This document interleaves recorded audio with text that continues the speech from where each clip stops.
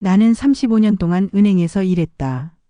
월급이 꼬박꼬박 들어왔고 성실하게 살았다. 결혼한 지 40년 힘든 일도 많았지만 아내와 함께 버티며 살아왔다. 퇴직할 즈음엔 그래도 남들보다 잘 살아왔다는 생각이 들었다. 노후자금 3억, 연금 180만 원, 그리고 서울 외곽의 아파트까지. 부족함 없는 삶이었다. 퇴직 후에는 아내와 함께 오랜 꿈이었던 여행을 다니기로 했다. 그동안 바쁘다는 핑계로 둘만의 시간을 많이 가지지 못했으니까. 퇴직금이 들어오고 연금이 나오기 시작하면서 우리 부부는 제2의 신혼을 맞이했다. 자, 이제부터는 우리 시간이다. 나는 아내의 손을 잡고 공항으로 향했다. 제주도 한 달 살기를 시작으로 일본, 베트남, 그리고 유럽까지. 친구들은 부럽다는 말을 했고 나도 우리 인생이 최고라고 생각했다. 하루하루가 즐거웠다. 아침에는 함께 카페에서 커피를 마시고 저녁에는 와인 한 잔을 곁들여 서로의 삶을 이야기했다. 하지만 행복은 오래가지 않았다. 퇴직 후 5년이 지나자 사소한 다툼이 점점 늘어났다. 당신은 맨날 친구들이랑 골프 치러 가면서 나는 집에만 있어야 해? 나도 내 시간이 필요해. 하루 종일 붙어 있으라는 법 있나? 퇴직 전에는 각자 회사와 집에서 생활했지만 이제는 하루 종일 같은 공간에서 부딪히다 보니 점점 서로가 불편해졌다. 아내는 내가 친구들과 어울리는 것을 탐탁지 않아 했고 나는 아내의 잔소리가 부담스러웠다. 그러다 보니 대화가 점점 줄어들었고 어느 순간 서로 눈을 마주치지 않는 날도 많아졌다. 그렇게 지내다 보니 아내가 어느 날 조용히 말을 꺼냈다. 우리 이쯤에서 각자의 길을 가는 게 낫지 않을까? 순간 머리가 띵했다. 뭐? 지금 장난하는 거야? 하지만 아내의 표정은 단호했다. 우린 이제 서로한테 의무감만 남았어. 난 나대로 살고 싶어. 이혼이라는 단어가 내 앞에 던져졌다. 한참을 고민했지만 결국 이혼을 받아들이기로 했다. 이렇게 사는 것도 답이 아니었다. 나는 아내에게 재산을 반씩 나눠주고 홀로서기를 해야 했다. 서울 외곽 아파트를 팔고 6억 중 3억을 아내에게 건넸다. 남은 돈은 3억. 이제부터 혼자 살아야 한다는 생각에 머릿속이 복잡했다. 처음엔 이제부터는 내 인생을 살아보자는 생각으로 씀씀이를 키웠다. 2억짜리 전세를 얻고 남은 1억으로는 친구들과 좋은 식사도 하고 여행도 다녀왔다. 인생 뭐 있나 혼자라도 잘 살아야지. 그런데 어느 날 은행 통장을 확인하다가 아연실색했다. 잔액 1억 5천만 원. 순간 머릿속이 새하얘졌다. 이 돈으로 평생을 살아야 하는데 절반 가까이를 몇 년 만에 써버렸다. 그리고 이혼 후 혼자 사는 게 생각보다 더 힘들었다. 집에서 밥을 차려 먹는 일도 귀찮아졌고 TV를 켜도 텅 빈 공간이 낯설었다. 자녀들에게 전화를 걸어볼까 생각했지만 다들 바빠 보였고 자주 연락하지도 않았다. 친구들과의 관계도 달라졌다. 이혼 전에는 자주 만나던 친구들이 하나둘 멀어졌다. 아내랑 같이 안 나오냐? 요즘 뭐하고 지내? 이혼 후에 내 모습이 불편한 듯한 친구들. 처음에는 같이 어울려줬지만 점점 연락이 뜸해졌다. 결국 나 혼자 남았다.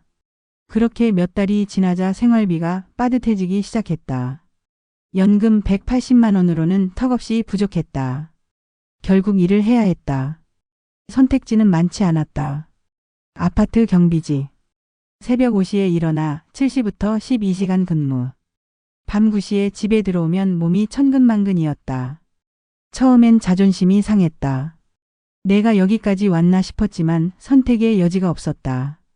생활비를 벌지 않으면 한 달 생활이 힘들었으니까. 퇴직 후 인생을 즐길 줄 알았다. 하지만 현실은 달랐다. 이혼 후 모든 것이 무너졌고 이제는 노후 자금마저 부족해져 버렸다.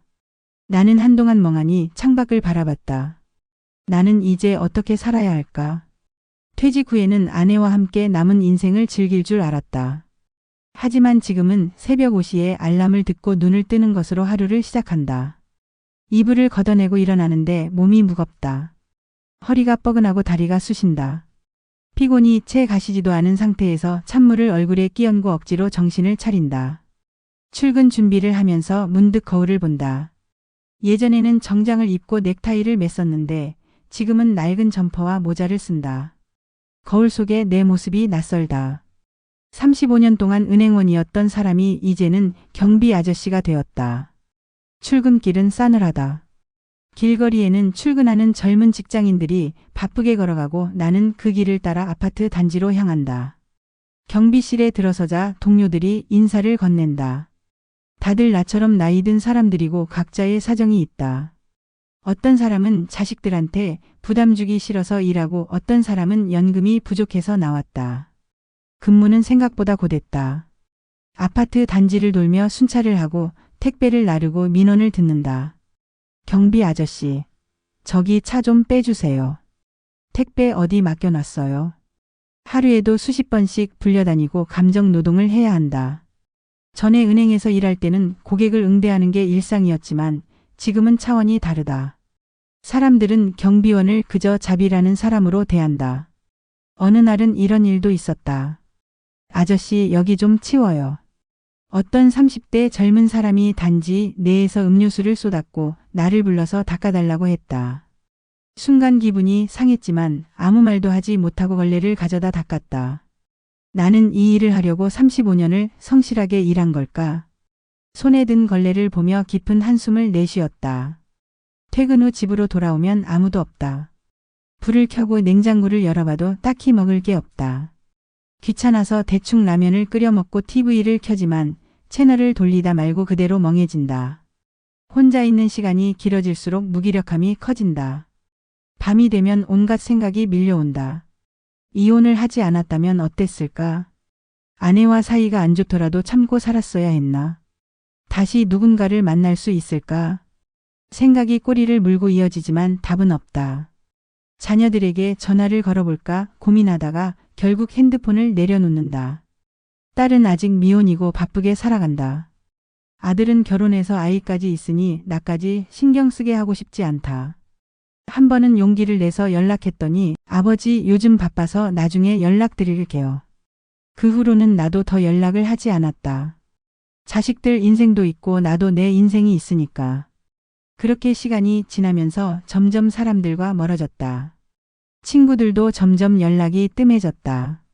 한때는 정기적으로 만나서 술 한 잔 기울이며 이야기하던 친구들이었지만 내가 이혼한 이후로 어색해진 것 같다. 모임이 있을 때마다 승우도 올 거야. 라는 말이 사라졌다. 부부 동반이 많은 모임이었기에 나 혼자 나가면 분위기가 어색해졌다. 한 번은 용기를 내서 모임에 나갔는데 누군가 농담처럼 말했다. 이혼하고 나니까 홀가분하지? 자유롭겠다. 그 말이 왜 그렇게 허전하게 들리던지. 자유가 뭐라고 생각했을까? 나는 내 인생을 다시 찾겠다는 생각으로 이혼을 선택했지만 결국 남은 건 외로움과 경제적 불안뿐이었다. 한밤중에 창밖을 바라보며 생각했다. 나는 앞으로 어떻게 살아야 할까? 과거로 돌아갈 수도 없고 그렇다고 앞으로의 길이 명확한 것도 아니다. 그날 밤 한참을 창밖을 보다가 결국 한숨을 내쉬며 침대에 누웠다. 불을 끄고 누웠지만 쉽게 잠이 오지 않았다. 한때는 가족이 곁에 있었고 친구들과도 어울렸는데 지금은 방 안에 혼자 남아있다. 공허했다. 다음날 아침 여느 때처럼 출근을 위해 몸을 일으켰다. 허리와 무릎이 뻐근했지만 이제는 익숙한 감각이었다. 세수를 하고 옷을 입고 경비실로 향했다. 근무를 시작한 지 몇 달이 지나자 조금씩 단지 주민들과 익숙해졌다. 처음엔 무심하게 지나치던 사람들이 가끔씩 말을 걸어오기도 했다. 아저씨 날씨 춥죠? 오늘도 수고 많으세요. 별거 아닌 말이었지만 그런 한마디가 위로가 될 때도 있었다. 그러던 어느 날 평소 자주 마주치는 70대 후반쯤 돼 보이는 어르신이 내게 말을 걸었다. 아저씨, 저랑 나이 비슷한 것 같은데 여기서 일하는 거 힘들지 않아요? 나는 웃으며 고개를 끄덕였다. 힘들죠. 근데 뭐 살려면 해야죠. 그 어르신은 조용히 내 얼굴을 바라보더니 씁쓸한 미소를 지었다. 나도 몇 년 전까지 일했어요. 근데 몸이 안 좋아져서 그만뒀지. 지금은 집에만 있는데 그게 더 힘들어. 그 말을 듣는데 왠지 모르게 가슴이 먹먹했다. 나도 언젠가는 몸이 안 좋아져서 일을 못하게 될 거라는 사실이 떠올랐다. 그때는 어떻게 해야 할까? 퇴근 후 집으로 돌아오며 생각했다. 이렇게 사는 게 맞을까? 나이가 들수록 더 외로워지고 더 힘들어지는 삶을 계속 살아야 하나? 그날 밤 나는 오랜만에 아내에게 연락을 해볼까 고민했다. 이혼한 지 꽤 시간이 지났지만 문득 어떻게 지내는지 궁금해졌다. 하지만 핸드폰을 손에 쥐고도 쉽게 전화를 걸지 못했다. 이제 와서 무슨 말을 한단 말인가. 결국 핸드폰을 내려놓고 혼자 밥을 차려 먹었다. 반찬은 김치와 달걀 프라이뿐. 예전에는 아내가 정성껏 차려주던 식탁이 떠올라 괜히 씁쓸해졌다. 그렇게 하루하루가 흘렀다. 경비 일을 계속하면서 사람들과 부딪히고 혼자 밥을 먹고 혼자 시간을 보냈다.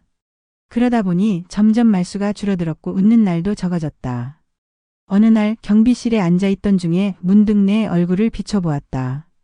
주름이 깊어지고 머리카락이 더 하얘졌다. 나는 언제부터 이렇게 늙었을까? 그 순간 문득 깨달았다. 이대로는 안 되겠다. 나는 지금까지 혼자 살아가는 법을 몰랐다. 이혼 후에는 자유를 얻을 줄 알았지만 오히려 더 외로워졌고 경제적으로도 궁지에 몰렸다. 남은 노후를 그냥 흘려보내서는 안 되겠다는 생각이 들었다. 그날 밤 나는 오랜만에 일기장을 꺼냈다. 마지막으로 무언가를 적었던 게 언제인지 기억도 나지 않았다. 펜을 들고 천천히 글을 써 내려갔다. 나는 지금부터라도 다시 시작해야 한다. 사람들과 더 어울리고 삶을 다시 계획해야 한다. 아직 늦지 않았다. 나는 내일을 위해, 새로운 변화를 위해 뭔가를 해보기로 마음먹었다. 나는 이혼을 하면 자유로울 줄 알았다. 혼자 남아도 괜찮을 줄 알았고 남은 돈과 연금으로 충분히 버틸 수 있을 거라 생각했다. 하지만 현실은 달랐다. 돈보다 더 큰 게 외로움이었고 혼자가 된 이후의 삶은 내가 생각했던 것보다 훨씬 더 버거웠다. 퇴직 후 우리는 많은 걸 기대한다. 여행도 다니고 친구들도 만나고 편안한 삶을 누릴 거라고 믿는다. 하지만 노후는 우리가 계획한 대로 흘러가지 않는다. 예상치 못한 일들이 닥치고 사람들은 점점 멀어지며 외로움이 가장 큰 적이 된다. 나는 이혼을 선택했지만 그것이 최선이었는지는 모르겠다. 단순히 감정적으로 결정한 것이었고 철저한 준비 없이 내린 선택이었다. 그리고 그 대가는 너무나 컸다. 그래서 나는 시청자 여러분께 꼭 말하고 싶다. 노후는 철저하게 준비해야 한다. 돈도 중요하지만 그보다 더 중요한 것은 관계다. 가족, 친구, 사회와의 연결이 없으면 혼자가 된 순간 모든 것이 무너질 수 있다. 황혼 이혼을 고민하는 분들이 있다면 감정이 아닌 현실을 먼저 따져보길 바란다. 이혼이 해결책이 될 수도 있지만 반대로 더 큰 어려움을 초래할 수도 있다. 그리고 무엇보다 혼자 살아갈 준비가 되어 있는가? 돈보다 중요한 것은 나를 지탱해줄 사람들, 그리고 내가 스스로 삶을 즐길 수 있는 방법이다. 나는 늦게 깨달았다. 하지만 아직 늦지 않았다. 지금부터라도 새로운 삶을 살아보려 한다. 당신은 어떤 선택을 할 것인가?